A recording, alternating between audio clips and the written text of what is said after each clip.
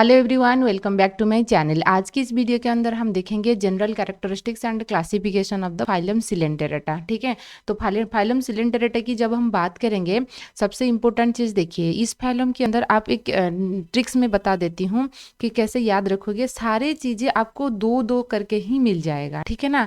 कैसे, देखिए, नाम उनकी दो है ना, सिलेंटेरेटा एंड निडारियंस है ना, ऐसे याद रखिए, नाम दो है। यदि बॉडी ऑर्गेनाइजेशन भी हम देखेंगे, यहाँ पर क्या होता है ना, बॉडी ऑर्गेनाइजेशन डिप्लोब्लास्टिक होते हैं, यानी कि आपको सिर्फ एक्टोडर्म एंड एंडोडर्म देखने को मिलेगा, ठीक है ना। अच्छा, दूसरा चीज़ हम देखेंगे, उनकी हैबिटेट की बात करेंगे, ये फ्रेश वाटर में भी पाए जाते हैं, मेराइन वाटर में भी पाए जाते हैं, ठीक है।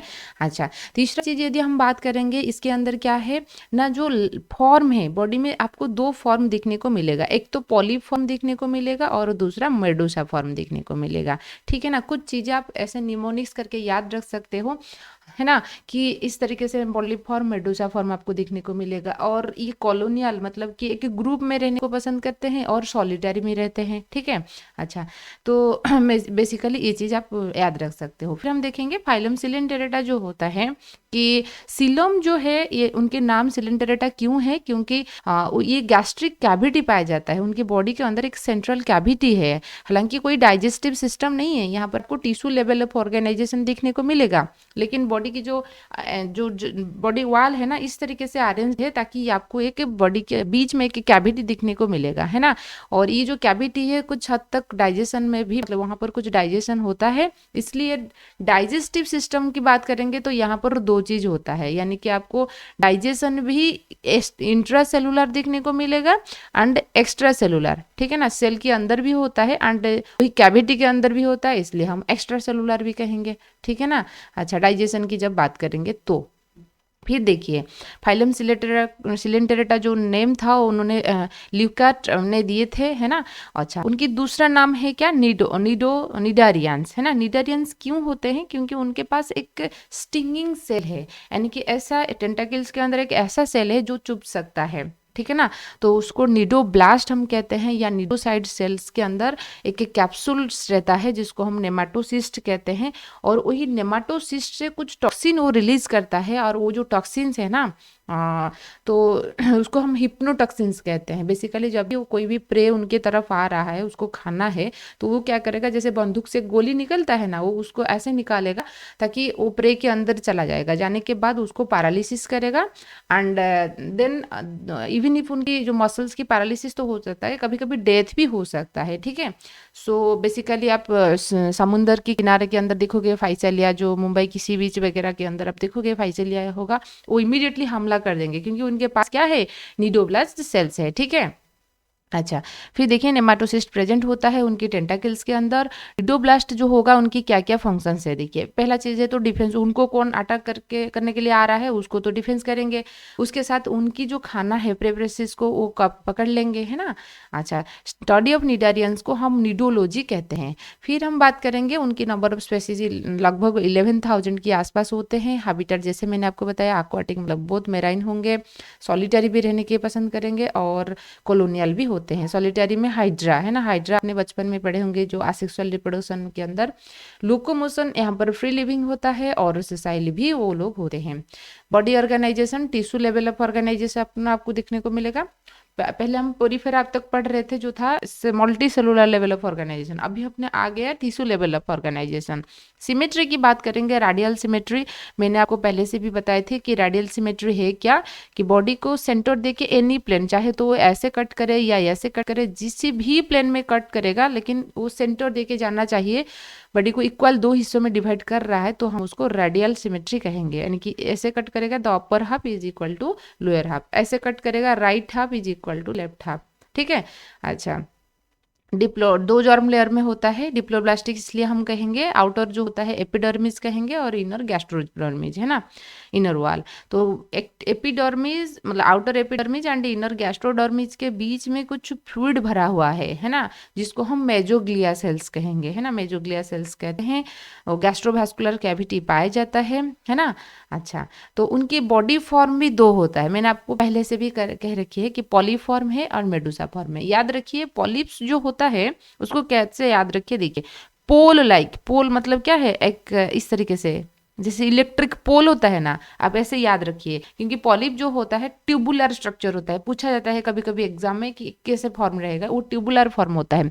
मेडूसा आपको ऐसे अम्ब्रेला जैसे, छत जैसे लग रहा है ना, अम्ब्रेला जैसे, ठीक है ना, वो अम्ब्रेला शेप्स होता है, ठीक है ना। अच्छा, फिर हम बात करेंगे जो पॉलिप्स होता है ये मतलब कि आसेक्सुअल फॉर्म होता है और ये सॉलिटरी रहने के लिए पसंद करेंगे और कभी कभी कॉलोनियल भी हो सकता है। लेकिन जो मेडूसा होते हैं, ठीक है ना, ये आपकी सॉलिटरी रहने के लिए पसंद करते हैं, अकेला, है ना। तो देखिए पॉलिप में आपने हाइड्रा की एग्जाम्पल ले सकते हो, है ना। हाइड्रा जो होता है पॉलिप्स होता है, एंड मेडूसा जो होता है ऑरेलिया होता है, ऑरेलिया। ऑरेलिया से आप औरत, ऐसे औरत मतलब फीमेल याद रख सकते हैं, फीमेल की जैसे घूंघट होता है ना, आप बस इस तरीके से याद रखिए, घूंघट जैसे मान लीजिए कोई एक औरत है वो घूंघट देख के बैठा है, तो ऐसे आप सोच सकते हो, ठीक है।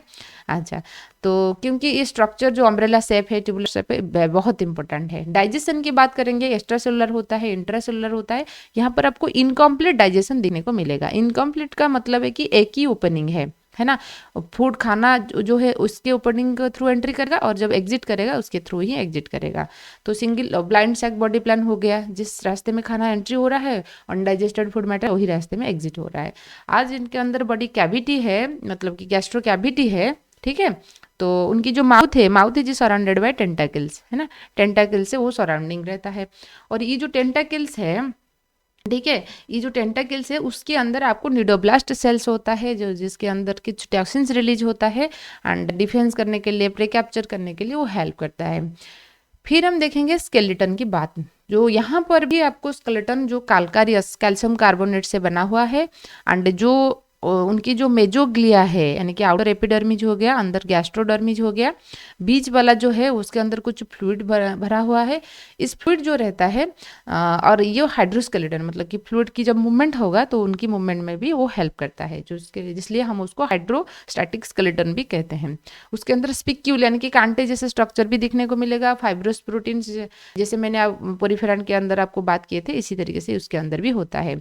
Polyp colony secretes calcium carbonate and forms the corals. तो देखिए कोराल्स जो होता है ना, आप सोच नहीं सकते हो, जो कि मालदीव हो गया, ठीक है ना, वो कोराल्स आइलैंड है, यानी कि ये इतना स्ट्रांग है, एक मतलब कि एक कंट्री बना लिया है ना। मालदीव हो गया, हमारे लाक्षाद्वीप होता है, समुद्र के बीच बीच में जो हम बोलते हैं ना लैंड एरिया जो पाया जाता है, वो कैसे बना हुआ है, वही सिलेंडरेट्स ने बनाया है। ऑस्ट्रेलियन ग्रेट रीफ्स जो होता है सबसे मतलब कि लॉन्गेस्ट कोरल रीफ्स होते हैं, कोरल आइलैंड, वही कोरल ने उनको बनाया है।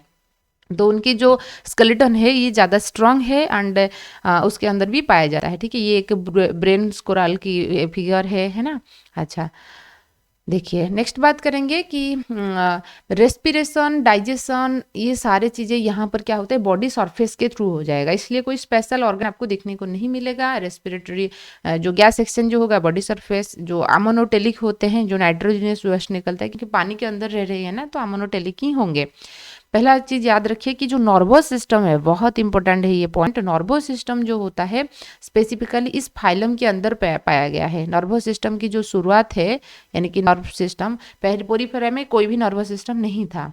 और सेंसरी ऑर्गन की बात करेंगे, यहाँ पर स्टाटोसिस्ट एंड ओसेली पाया जाता है। स्टाटोसिस्ट जो है बॉडी बैलेंसिंग में हेल्प करेगा, तो इसके अंदर ये पाया जाता है। नेक्स्ट हम बात करेंगे कि रिप्रोडक्शन, यहाँ पर आसेक्सुअल मोड ऑफ रिप्रोडक्शन होता है, सेक्सुअल मोड ऑफ रिप्रोडक्शन भी होता है।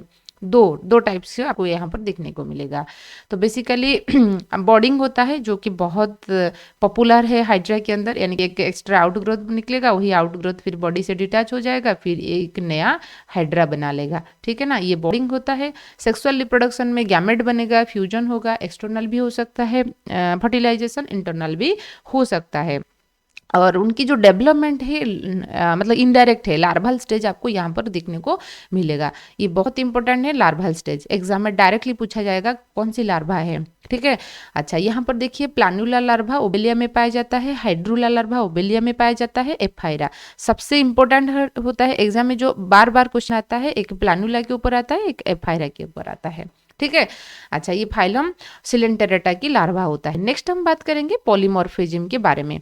पॉलीमॉर्फिज्म क्या है, पॉली का मतलब है कि मेनी एंड मॉर्फिज्म का मतलब है कि स्ट्रक्चर, उनके अंदर डिवीजन ऑफ लेबर हो चुका है, तो इसलिए ऐसा नहीं है कि सभी सेल को सभी काम करना पड़ता है, ऐसा नहीं होता है। जैसे हमारे बॉडी के अंदर लंग्स की काम होना रिस्पिरेशन के लिए, किडनी की काम होना एक्सक्रेशन के लिए, तो डिस्ट्रीब्यूशन फ्लेवर हो चुका है, सभी का डिपार्टमेंट अलग है, अलग अलग काम कर रहे हैं। उसके अंदर भी कुछ काम करने के लिए ऐसा मेंबर ऑफ कॉलोनी और जूइड स्टेज पाया जाता है। जैसे गैस्ट्रोजूइड्स जो रहेंगे, जो सेल्स रहेंगे वो डाइजेशन में हेल्प करेंगे। गोनोजोइड्स जो रहेंगे वो सेक्स गैमेट सेल्स बनाने के लिए हेल्प करेंगे। डैक्टाइलोजोइड्स डिफेंस यानी कि जो निडोब्लास्ट सेल्स बनाने के लिए हेल्प करेंगे। और एक होता है मेटाजेनेसिस, जैसे मैंने आपको बताई थी उनकी पॉलिप एंड मेडुसा फॉर्म होता है, और पॉलिप से ये मेडुसा को कन्वर्ट हो सकता है एंड मेडुसा से अगेन पॉलिप। पॉलिप जो होगा ये जैसे मैंने आपको बताई थी आसेक्सुअल, याद रखिए, है ना। मेडुसा सेक्सुअल स्टेज होता है। पॉलिप क्या करेगा, आसेक्सुअली मेडुसा को कन्वर्ट हो जाएगा। फिर मेडुसा क्या करेगा, सेक्सुअल रिप्रोडक्शन करने के बाद जो प्रोडक्ट बन रहा है तो हम उसको मेडुसा स्टेज कहेंगे, ठीक है। अच्छा, तो polyp produce medusa asexually and medusa produce polyp sexually, जो कि ओबेलिया के अंदर आपको देखने को मिलेगा, ठीक है। अच्छा, नेक्स्ट क्लासिफिकेशन की बात करेंगे। यहाँ पर स्पेसिफिकली जो क्लासिफिकेशन होता है उनकी लाइफ साइकिल के अंदर कौन सी फॉर्म यानी कि पॉली फॉर्म या मेडुसा फॉर्म, कौन सी फॉर्म ज़्यादा डेवलप है उसके अकॉर्डिंग उनकी क्लासिफिकेशन हुआ है। 3 कैटेगरी है, हाइड्रोजोआ, स्काइफोजोआ एंड आंथोजोआ। याद रखिए हाइड्रोजोआ में क्या होता है ना, यहाँ पर दोनों स्टेज मतलब कि पाया जाता है। पॉलिप भी डोमिनेटेड है, मेडुसा फॉर्म भी डोमिनेटेड है, लेकिन उनका एक्सेप्शन एक है हाइड्रा। हाइड्रा है तो हाइड्रोजोआ के अंदर आएगा, लेकिन उनके अंदर सिर्फ पॉलिप फेज पाया जाता है, एक्सेप्शन होता है। बाकी सारे के अंदर पॉलिप मेडुसा दोनों पाया जाता है, ठीक है। अच्छा, तो देखिए कि हैबिट हाइड्रोजोआ में देखेंगे मोस्टली मेराइन होते हैं, है ना। अच्छा, कॉलोनियल फॉर्म में रहते हैं। पॉलिप एंड मेडुसा फेज दोनों प्रेजेंट होता है, ये चीज़ याद रखिए। लेकिन हाइड्रा जो होता है ओनली पॉलिप स्टेज उसके अंदर पाया जाता है, ठीक है। अच्छा, तो मेडुसा अम्ब्रेला सेप्स होता है जिसको भेलम, एंड मेडुसा की जो एक ओपनिंग होता है जिसको हम मानोब्रिम कहते हैं। निडोब्लास्ट सेल इसमें अंदर एब्सेंट होता है, ये पॉइंट भी याद रखिए, है ना। डिफेंस के लिए उनकी जो टेटाकल्स के अंदर जो निडोब्लास्ट सेल है ये एब्सेंट रहता है।